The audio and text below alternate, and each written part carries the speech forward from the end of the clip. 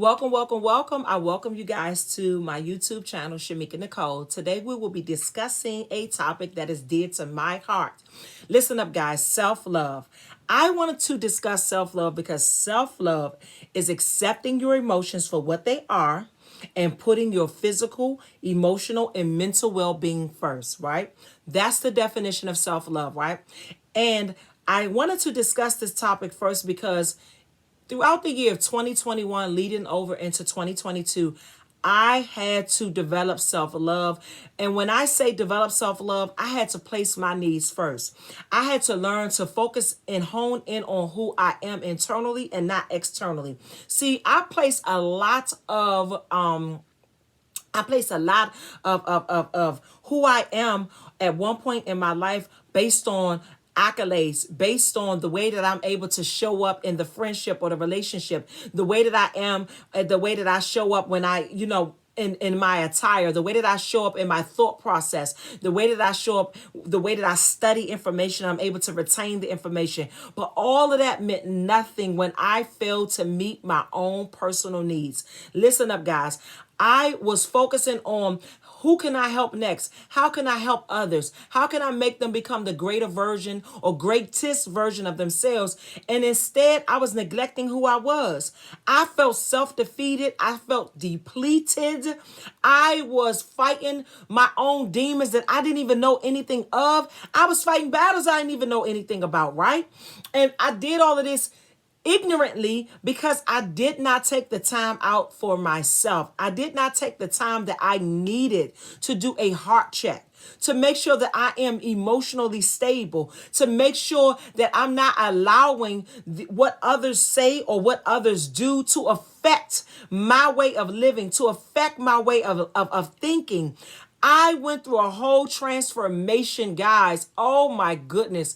It was a lot going on mentally. I felt like I was under attack, but the entire time I wasn't. I just did not have the tools required to become the best version of myself. And it started with me. Everything starts with us. It starts with the thought process. I beat myself up over things that I had no control over. I would look in the mirror and be self-defeated. I was depressed. I felt like all the walls were caving in on me mentally. I just felt like I could not take it anymore.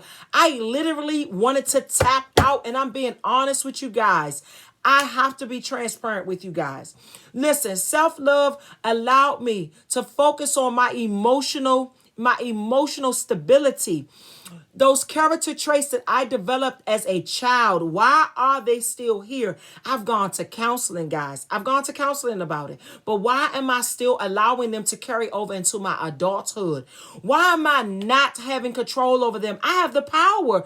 I was looking at it like, God, if you anointed me this much, why is it that I'm allowing this to take control of over who I am, who you created me to be? I thought I was stronger than this. I thought I could handle this. And God was letting me know, you're putting too much value on your outer man and you're not focusing on your inner man. Your inner man needs help. It is crying out. It was thirsty. It was dehydrated, guys. I'm telling you, listen up. Self-love is so important. Listen up. Self-love is also, you know how people, you have a lot of people who love to work out because in the working out, it's not about the physical. It's more about the mental strength that they gain while working out. They begin to develop endurance in their workout or their regimens. I'm telling you guys, self-love is so important. I had to learn to love myself. I had to learn that I have the power to speak affirmations about myself. I have the power to have joy in a day. I have the power to turn a situation around based on how I viewed the situation.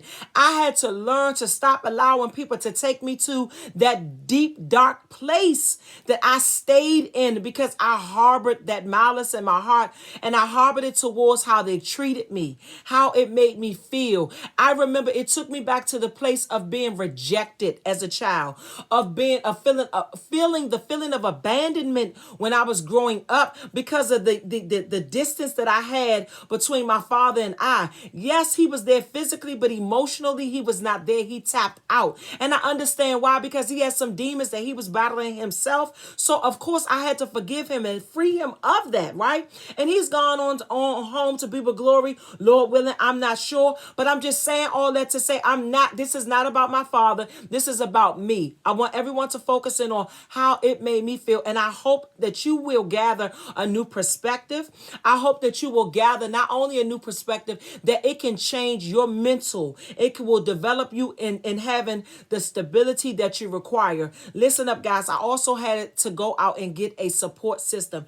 I prayed for it, and God began to, and I shouldn't say go out, he began to collectively bring them in. They were there all along, but I did not know that. So once I began to recognize that the support system is there, and they began to feed me with wholesome fruit that can be fruitful and multiply, so that I can be able to give unto others. They begin to strengthen me and to teach me about things, about ways to cope with overcoming the stereotypes of society, overcoming the places that you have placed yourself in, overcoming the areas that you need to learn how to value who you are. I begin to develop core values about myself. Listen up, guys. I'm telling you, this will work. Begin to write out core values, whether you start from 1 and you go as far as the number 10, but whatever you do, write core values out about yourself. Ask yourself, why do you do the things that you do? Reflect on the things that you do and be intentional when you're doing it. You have to be clear about who you are, right? How you're showing up. When you show up, are you showing up in your authentic self, or are you showing up in what you believe others think or perceive of you? Also, you have to focus in on how you treat yourself. You have to learn to treat yourself. Treat yourself with kindness. Treat yourself with compassion. Treat yourself, even if you have to be slow about how you're going about it. You don't have to walk in the ways of everybody else in a fast pace. You can slow yourself down and be like, let me take a look at myself. How am I treating myself today? That's even when you can celebrate yourself by having a small victories. I mean, when I say celebrate yourself with them small victories, baby, I'm telling you, celebrate yourself. I had to learn to celebrate myself. I had to learn to just be happy with being able to accomplish goals within a week's time or a month's time. And celebrate myself, that means if even if I treated myself to an item, or if I took myself out to eat, or any of those things, or even if I had my support system to come in and support me, I'm telling you guys, these things are essential. We are living in times right now. Listen up, guys. We are living in times right now with the mental capacity of people. You see it. It's been going on, but it's more prevalent today than ever before, right? Especially with the pandemic. So again, I want you guys to know, listen, develop self-love. Place your needs first. Stop focusing on others, where they are in their life, focusing on yourself. You only have one life to live, and I want you to live it to the best of your ability. Also, after you do these things, I want you to become responsible for your well-being. Be responsible. Be encouraged. Be the best version of yourself than you could be to yourself, and then you could be it for everybody else. And that's including whatever your title is, whether you're a husband, a wife, whether you're a sister, or aunt, whether you are a leader, whatever facet of life that you're in, show up and show out, because you got this. I love you guys. Until we chat again, this is my sign off. Peace.